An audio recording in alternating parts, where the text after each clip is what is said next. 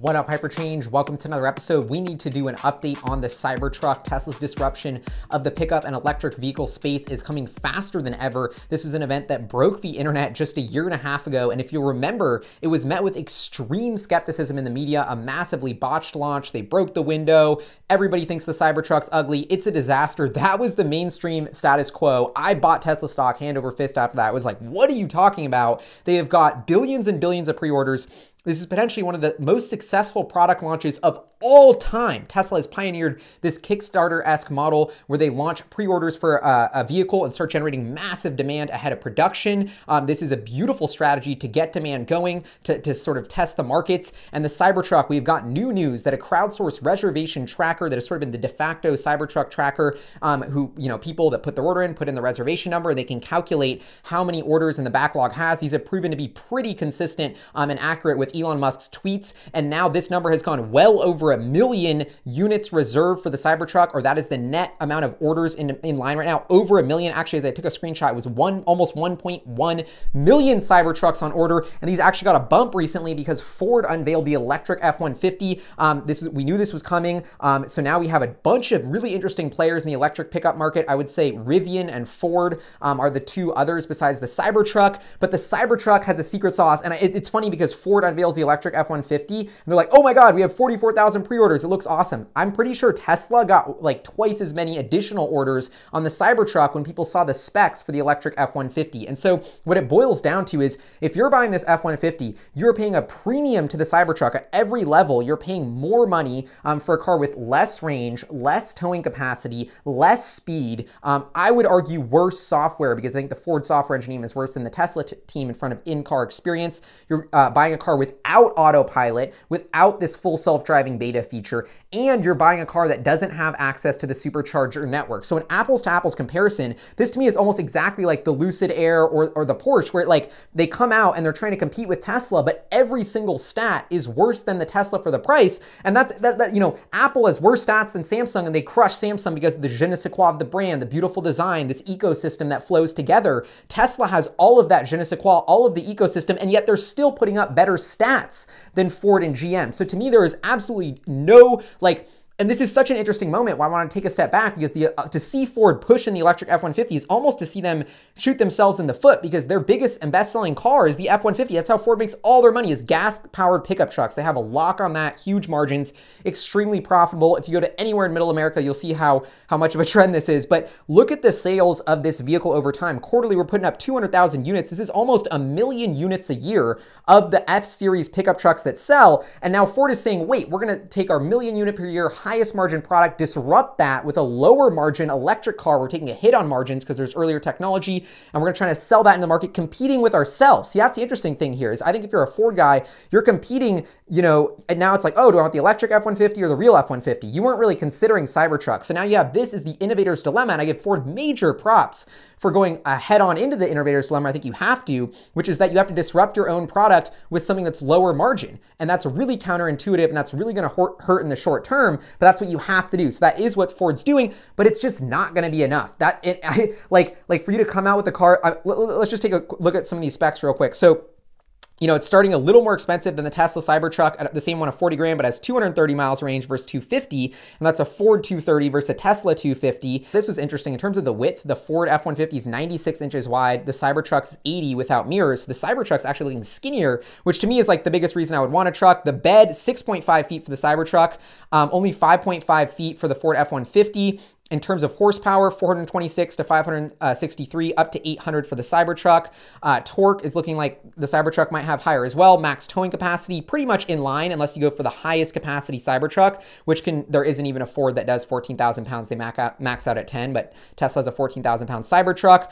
Payload capacity, higher for the Cybertruck. The base price is right around the same, and it's coming out earlier. And there's two things that are not even on this list, which I think are probably the biggest things, which is Superchargers and Fsd. If you're, I just did a road trip, and shout out to Colin and Bree for getting married. That was awesome. But, and I drove the whole way on Autopilot. And so it's like, you know, I'm driving my car on autopilot on the highway, and now I'm gonna have to fly to New York and rent a car to drive to my grandma's house, and I'm having a major anxiety panic attack about having to drive for 4 hours on the highway without autopilot. Like, I'm actually stressing about it because I only can drive with autopilot on the highway. This is how much of a big deal and game changer it is. Like, once you have it, you can never go back. And so as much as like as Tesla people know that, I think it's so fascinating that the traditional lens of the automotive industry has not even wrapped their head around how big of a needle mover that supercharging and FSD are, when the fact is the Cybertruck already has Ford beat on every stat. And so you might be saying, why? Or actually, and one more thing to consider, what about the Mach-E? This came in with a really good price, with pretty good specs, just kind of like this Ford F-150,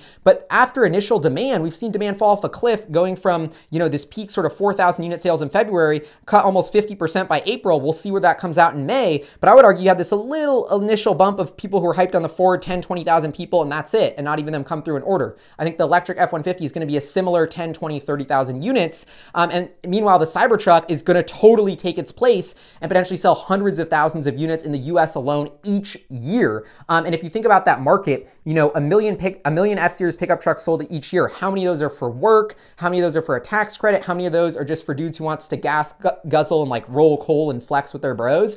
I mean, we don't know. What is the intrinsic demand for trucks that are good for work? You know, the Cybertruck has less maintenance costs. The paint is less to take care of. It has a plug, so you don't need a generator. In theory, it might even be more practical for work than the current F-150, and therefore its demand for work-related stuff could be huge. But my point is here is, this is so fascinating. We have Tesla just breaking the mold with such a just out-of-the-box product, just from the mind of an incredible, like, Elon Musk. Like, this dude is the Steve Jobs. Like, I don't know how you could, he's like better than Steve Jobs. I don't know how you could dispute that. Like, this was such a radical risk, such a bold product design, just literally looks like it's from the future. Like, I've seen the Cybertruck roll in front of me a couple times at the unveiling. Like, oh my, like, it looks like an alien invasion has occurred when you see this land. It was driving around New York. Tesla's getting all this free exposure by just tweeting and driving the Cybertruck around New York. Meanwhile, Ford is paying for ads everywhere, and Ford's a, you know, 100-year history of brand, sells 1 million trucks a year. They can only get 44,000 pre-orders in the same amount of time. The Tesla gets 440,000 for a product line that's never existed for a company with no history and has never even sold a truck. I mean, and Ford's paying for advertising. Tesla's getting free advertising. It's like, this is this case study that people take the Ford car seriously is hilarious to me.